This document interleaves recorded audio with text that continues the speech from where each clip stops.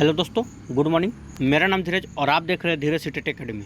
तो चलिए आज की ताज़ा खबर की ओर बात करते हैं। आज है आपका 13 जुलाई। 13 जुलाई को टीचर संबंधित या शिक्षा संबंधित जितने भी न्यूज़पेपर होगा वो हम आपके लिए लेकर आए हैं। तो चलिए देरी ना करते हुए हम वीडियो की शुरुआत करते हैं और आज की ताज़ा खबर देखते हैं क्या है। सबसे पहले हेडलाइन की ओर बात कर लेते हैं। तो आज का देख सकते हैं आप, स्टेट पेपर 1 की आंसर की जारी हो चुकी है। आपको पता होगा कल आप लोग का आंसर की स्टेट का पेपर 1 का जारी हुआ, अभी पेपर 2 का नहीं हुआ है। पेपर 2 का आंसर की कब से जारी होगा पूरी खबर आपको इसमें बताने वाले हैं। चलिए फिलहाल चलते हैं दूसरी खबर की ओर। और देखिए ये खबर बहुत इंपॉर्टेंट है। क्या कहा जा रहा है कि पति पत्नी शिक्षक तो एक ही या आसपास के स्कूल में दोनों का हो सकेगा पदस्थापन। मतलब कि अगर आप पति पत्नी हैं, ठीक है, तो चाहे तो एक ही स्कूल में हो जाएगा, या क्योंकि एक स्कूल में मतलब पति पत्नी का करना मतलब नहीं हो पा रहा संभव, अगर उसमें नहीं होगा तो आसपास स्कूल में मतलब 5 किलोमीटर 7 किलोमीटर के रेंज में ही आप लोग का ज्वाइनिंग हो सकता है, मतलब कि पदस्थापन हो सकता है। ठीक है, चलिए तो ये एक बहुत बड़ी खुशखबरी है, क्योंकि जब टीआर 1 टीआर 2 से ऐसा बहुत देखने को मिला था कि पति कहीं और है पत्नी कहीं और है, तो अब ऐसा हो सकता है कि अब सब साथ में रह सकते हैं। ठीक है, तो चलिए पूरी खबर क्यों चलते हैं। सबसे पहले हम शुरुआत करते हैं यहाँ से। अगर आप हमारे चैनल पर नए हैं तो चैनल को सब्सक्राइब कर लीजिएगा और बेल आइकन दबाना नहीं भूलिएगा। प्रत्येक दिन सुबह में 8 बजे हम आप लोग के लिए न्यूज़पेपर लेकर आते हैं। और देखिए आज की ताज़ा खबर में क्या है। चलिए तो शुरू करते हैं। कहा जा रहा है कि बिहार बोर्ड ने माध्यमिक शिक्षक पात्रता परीक्षा स्टेट 2024 का प्रथम के पेपर 1 यानी कि पेपर 1 का आंसर की शुक्रवार को जारी कर दी है। ठीक है, और क्या कहा जा रहा है और है इसमें आपका कि आंसर की के साथ रिस्पॉन्स शीट भी वेबसाइट पर आपका अपलोड कर दिया गया है। इसमें क्या करना है अगर आपको बता देते, पहले इसको देख लेते हैं कि पेपर 1 की आंसर की पर 15 जुलाई तक आपत्ति दर्ज करवा सकते हैं। आप आंसर की मिलाए होंगे।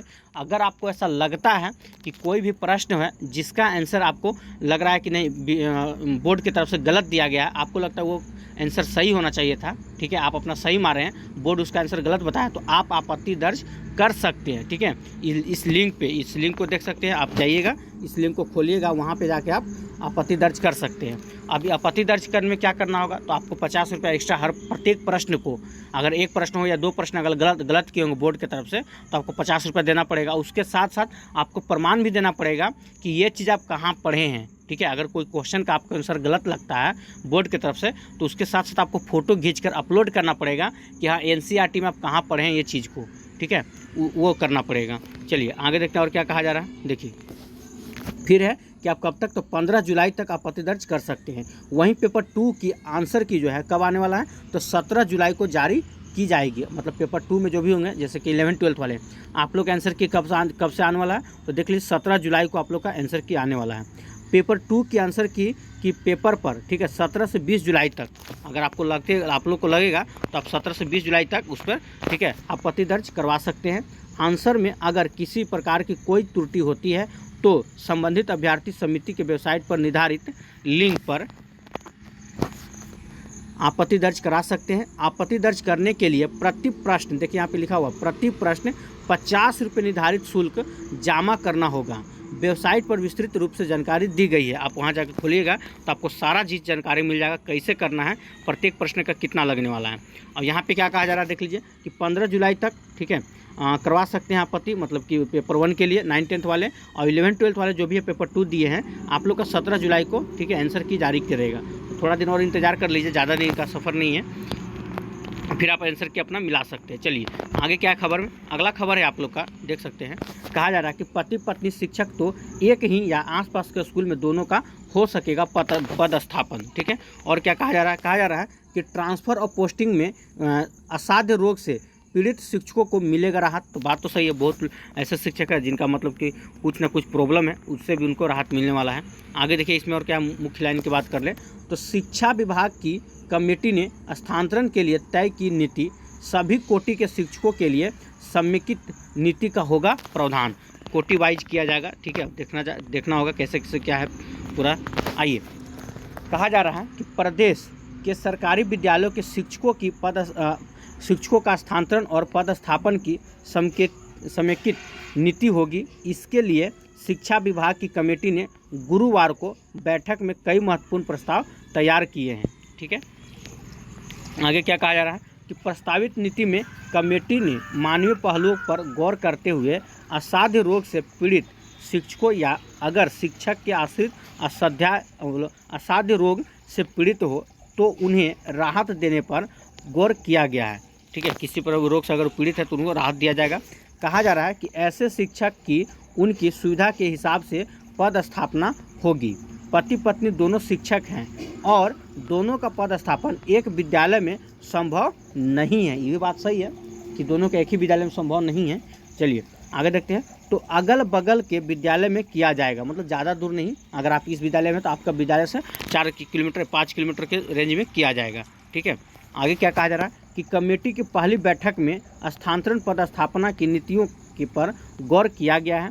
शिक्षकों के स्थानांतरण पदस्थापन की प्रस्तावित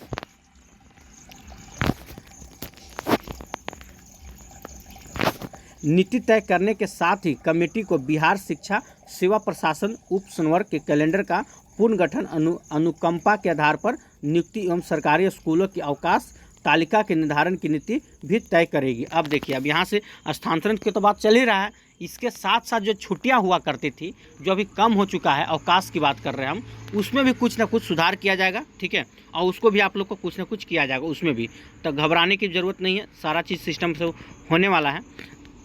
और देखिए, ये जो है आपका टियर 1 और टियर 2 में जो भी शिक्षक बहाल हुए ना, उन लोग का भी पदस्थापन होगा। ये मत सोचिएगा कि पुराने वाले टीचर का ही है, इस सबके लिए है। जो शादीशुदा हैं उनको भी, जो शादीशुदा नहीं है उनको भी। वैसे जो शादीशुदा नहीं है ना, तो आप शादी कर लीजिए। अब आपको जॉब लग ही गया तो अच्छा है कि अगर कहीं शादी करते हैं तो आपकी जो आने वाली हुई वो भी शायद मैडम होगी या टीचर बनी हुई है, तो और अच्छा है कि दोनों का एक ही मतलब आसपास के स्कूल में मिल जाएगा। अब इससे बेहतर क्या हो सकता है। तो अगर कुंवारे तो भाई शादी उदी कीजिए, और क्या। चलिए आगे देखिए क्या कहा जा रहा है। कहा जा रहा है कि बता दें कि यह कमेटी शिक्षा विभाग के सचिव की अध्यक्षता में बनी है। इसके सदस्यों में बिहार शिक्षा परियोजना परिषद के राज्य परियोजना निर्देशक, प्राथमिक शिक्षा निर्देशक एवं माध्यमिक शिक्षा निर्देशक शामिल है। मतलब सबको यह प्राथमिक शिक्षा के भी और माध्यमिक शिक्षा भी सब शामिल है। पहले से तय सभी बिंदुओं पर कमेटी जल्द ही शिक्षा विभाग को रिपोर्ट सौंपेगी। ठीक है, चलिए और देख लेते हैं क्या कहा जा रहा है। कहा जा रहा है कि संकेत मिले हैं कि कमेटी सभी कोटि के शिक्षकों के स्थानांतरण पदस्थापना की नीतियों पर गौर करते हुए एक समेकित नीति तय करेगी। वर्तमान में 3 कोटि के शिक्षक है। अब देखिए यहाँ पे पॉइंट उठता है, वर्तमान में कितने कोटि के शिक्षक है, तो 3 शिक्षक कोटि है। आप बीपीएससी वाले हैं, ठीक है, तो आपका कोटि अलग है। सक्षमता परीक्षा वाले हैं, उनका कोटि अलग है। ठीक है, पहले से जो नियोजित है उनका कोटि अलग है। तो देख लीजिए आप लोग का कौन कौन सा कोटि है, सारा यहाँ बताया जा रहा है। कहा जा रहा है कि 3 कोटि का, लेकिन सक्षमता परीक्षा पास शिक्षकों की पोस्टिंग के बाद 4 कोटि के शिक्षक हो जाएंगे। पहले तो 3 कोटि का था, लेकिन जैसे ही सक्षमता परीक्षा पास कर रहे हैं ये सब पुराने टीचर, तो इन लोग अब 4था कोटि के टीचर बन जाएंगे। ठीक है, चलिए पहली कोटि में कौन आते हैं, तो देख लीजिए पुराने वेतनमान वाले सहायक शिक्षक हैं। पहले कोटि में कौन है, तो पुराने वेतनमान वाले सहायक शिक्षक हैं। इनमें प्रारंभिक विद्यालयों के सहायक शिक्षकों का जिला संवर्ग है एवं माध्यमिक विद्यालयों के सहायक शिक्षकों का प्रमंडलीय संवर्ग है। ठीक है, जिला संवर्ग के सहायक शिक्षकों के पद स्थापन वाले जिले के अंदर तथा माध्यमिक विद्यालयों के शिक्षकों के पदस्थापन वाले प्रमंडल के जिलों में स्थानांतरण के प्रावधान हैं। इन लोग का मतलब उसमें किया जा रहा है। और देख लेते हैं, जिला एवं प्रमंडल से बाहर स्थानांतरण लेने की स्थिति में उन्हें वरीयता खोनी पड़ती है। तो दूसरी कोटि में देखिए, दूसरी कोटि में कौन आ रहे हैं, देख लेते हैं यहाँ से अच्छे से। आइए देख, कहा जा रहा है कि दूसरी कोटि में नियोजित शिक्षकों की है। नियोजित शिक्षकों के लिए अपने नियोजन इकाई के अंदर ही स्थानांतरित का प्रावधान है, मतलब अपने ही नियोजन इकाई के अंदर ही करेगा। हालांकि महिला एवं दिव्यांग नियोजित शिक्षकों के अंतर जिला, ठीक है, नियोजन इकाई के बाहर स्थानांतरण का प्रावधान भी किया गया है, लेकिन उसका कार्यवाहन नहीं हुआ है। तीसरी कोटि में कौन आते हैं, देखिए, तो बीपीएससी वाले आप लोग देखिए किस कोटि में आ रहे हैं, याद रखिएगा। तो आप लोग तीसरी कोटि में बिहार लोक सेवा आयोग से नियुक्त विद्यालय अध्यापक हैं जो 2 वर्षों की परीक्षमान अवधि में हैं। ठीक है, आप लोग तीसरी कोटि में आते हैं, याद रखिएगा। और सक्षमता परीक्षा पास कर चुके शिक्षक चौथी कोटि के हैं, याद रखिएगा, जो पद स्थापित किए जाने वाले तिथि से विशिष्ट शिक्षक बन जाएंगे। ठीक है। तो बीपीएससी वाले जो भी है आप लोग टियर 1 और टियर 2 वाले, तो आप लोग तीसरे कोटि में आते हैं, ठीक है। और आप लोग का भी पदस्थापना होना तय है, कुछ समय लगेगा क्योंकि अभी जो सिस्टम को सुधारा जा रहा है, और हो सके आप लोग अपना अपना होम डिस्ट्रिक्ट आ सकते हैं, इसकी संभावना ज़्यादा दिख रहा है अब, ठीक है। क्योंकि बहुत ऐसे लोग हैं कि रहते हैं गया में या औरंगाबाद में या इधर किधर भी है, तो उनका दे दिया नदिया ऊपर चल जाइए उधर पटना तरफ, भागलपुर, सीतामढ़ी, तो मधुबनी, मतलब ई छोर का ऊ छोर और ऊ छोर का ई छोर में कर दिया। तो ऐसे बहुत शिक्षक हैं जिनको अब होम डिस्ट्रिक्ट मिलने का चांस बनता है, ठीक है। चलिए देखते हैं अभी किस प्रकार से इन लोग का पद स्थानांतरण होना है, और तब तक हो सके तो बीपीएससी टियर 3 भी इसमें शामिल हो सकता है। अगर आप लोग जितना जल्दी शिक्षक बन जाइए तो फिर आप लोग का भी स्थानांतरण किया जाएगा, ठीक है। तो कोशिश कीजिए कि यही दौड़ में आप लोग भी स्थानांतरण ले ही लीजिए भाई, ज्वाइनिंग लेकर स्थानांतरण भी ले लीजिए, तो अच्छी बात है। चलिए, तो आज के लिए इतना ही। अगर वीडियो आप लोग को अच्छा लगा हो तो वीडियो को लाइक कीजिएगा, चैनल को सब्सक्राइब कीजिएगा, इसे शेयर करना नहीं भूलिएगा। जय हिंद, जय भारत।